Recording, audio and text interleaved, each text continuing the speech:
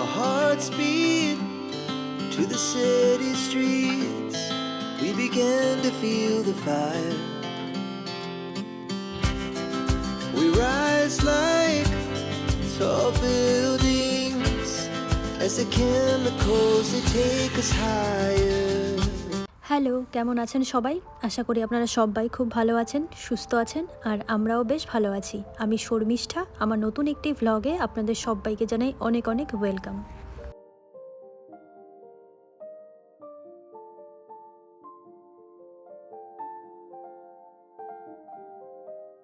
আজকে সকাল সকাল জানলাটা খুলে দিয়েছি, ভীষণ সুন্দর রোদ ঢুকছে ঘরে।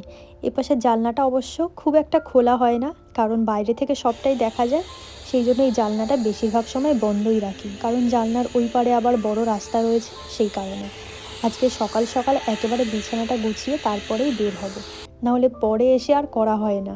আর অনেক দিন ধরেই ভাবছিলাম যে এই ব্ল্যাঙ্কেটটা একটু পরিষ্কার করব। তো আজকে একটু সময়ও হাতে ছিল, তাই ব্ল্যাঙ্কেটটাকেও একবারে পরিষ্কার করে এরবার বের হব। এদিকে বেড গোছানো কমপ্লিট হয়ে গেছে, আর একবারে ঘরটাকে গুছিয়েও নিয়েছি। আর এই যে জানলাটা খুলে দেওয়াতে রোদটা কি সুন্দর ঘরের মধ্যে এসে পড়েছে। আর আপনাদের যে জানলার পাশে রাস্তাটার কথা বলছিলাম, এই যে সেই রাস্তাটা, এই রাস্তার কারণেই জানলাটা বেশিরভাগ সময় খোলা হয় না। আর জানলার বাইরের পরিবেশটাও ভীষণ সুন্দর, ওদিকে গাছপালাগুলোও খুব সুন্দর লাগছে দেখতে। আর আজকে রোদও উঠেছে সুন্দর, বেশ ভালো লাগছে। চলুন তাহলে এখন রান্নাঘরের দিকে যাওয়া যাক। প্রথমে একটু জল, তারপরে চা, এগুলোকে সকালে খেয়ে নেব। কালকে রাত্রে মেথিটা ভিজিয়ে রেখেছিলাম, এখন সেই জলটাই খাবো। আর ওপাশে একটু গরম জল বসিয়ে দিয়েছিলাম, সেই জলটা দিয়ে আর মেথির জলটা একসঙ্গে মিক্সড করে খাবো, তাহলে হালকা হালকা একটু গরমও হয়ে গেল। ব্যাস, এখন এখানে বসে বসে বাইরের পরিবেশটা দেখব আর এই জলটাকে খাবো।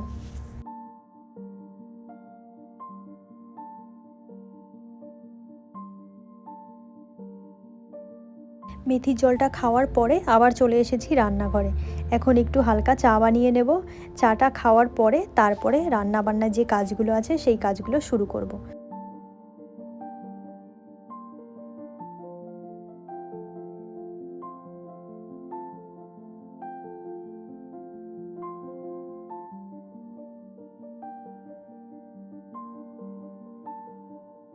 তো সকালে নিয়ে নিয়েছিলাম 1 কাপ চা আর একটা বিস্কিট। সকালে এই হালকা খাবারগুলোই খাই, কারণ ভারী খাবার সকালে আমি খুব একটা খেতে পারি না। এটা এখন দেখছি একটা অভ্যেসে পরিণত হয়েছে।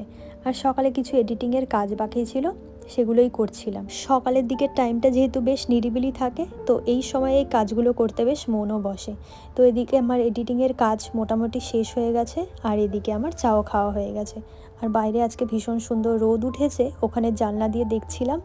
এটা হলো এই ঘরের সামনের দিকটা, আকাশটাও ভীষণ পরিষ্কার আজকে, বেশ সুন্দর লাগছে। এই পাশে দরজাটা খুলতেই দেখলাম একটা পার্সেল চলে এসেছে। আজকে এই পার্সেলটা আসার কথা ছিল, কিন্তু আরও পরে আসার কথা ছিল, ওই 12টা নাগাদ। কিন্তু আজকে কি মনে করে দরজাটা খুলে দেখছি পার্সেলটা এসে পড়ে রয়েছে। এর মধ্যে একটা ফোন ছিল, যেটাকে অর্ডার করেছিলাম 15 Pro Max। তো এই ফোনটা অনেকক্ষণ এসে কিন্তু এখানে পড়ে রয়েছে।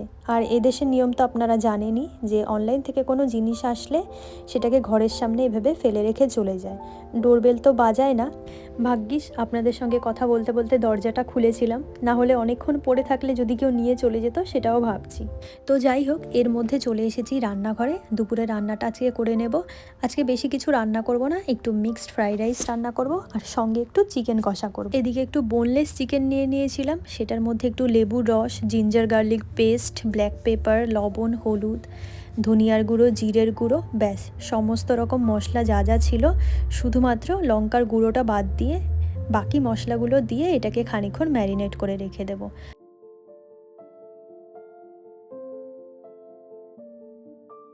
ওদিকে চিকেনটাকে ম্যারিনেট করে রেখে এপাশে মিক্সড ফ্রাইড রাইসের প্রিপারেশান শুরু করে দিয়েছি। প্রথমে একটু আদা রসুন কুচি কুচি করে কেটে সেটাকে হালকা করে ভেজে নিয়ে তার মধ্যে পেঁয়াজ দিয়ে দিয়েছিলাম।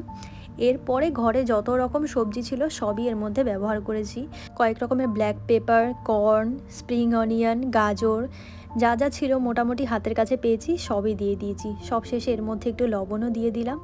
তো ব্যাস এটাকে ভালো করে ফ্রাই করে তার মধ্যে যে রাইসগুলো আগে থেকে রেখেছিলাম সেগুলোকে দিয়ে দিলাম। এবার এটাকে হালকা একটু নাড়িয়ে চাড়িয়ে নিলে ব্যাস আমার মিক্সড ফ্রাইড রাইস রান্না হয়ে গেল। আর এটা রান্না করতে খুব একটা ঝামেলাও না, কিন্তু খেতে খুবই টেস্টি হয়। তাড়াহুড়োর মধ্যে যদি কোনো হেলদি আর ফাঁকিবাজি রেসিপি হয়ে থাকে তাহলে কিন্তু এটা বেস্ট অপশান। তো ওদিকে আমার মিক্সড ফ্রাইড রাইসও রেডি হয়ে গেছে, আর এদিকে চিকেনটাকে হালকা একটু কষিয়ে নেব। তো এদিকে পেঁয়াজ, রসুন, টমেটো, কাঁচা লঙ্কা দিয়েছি একটুখানি। এটাকে ভালো করে একটু সতে করে নিয়ে যে ম্যারিনেট করে রেখেছিলাম চিকেনটা সেটাকে দিয়ে দেবো এর মধ্যে।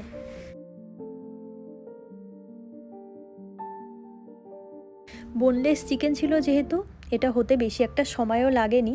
একদম শেষের দিকে এর মধ্যে একটু টমেটো সস, একটু সয়া সস দিয়ে দিয়েছি, আর হালকা একটু জলও দিয়ে দিলাম এর মধ্যে।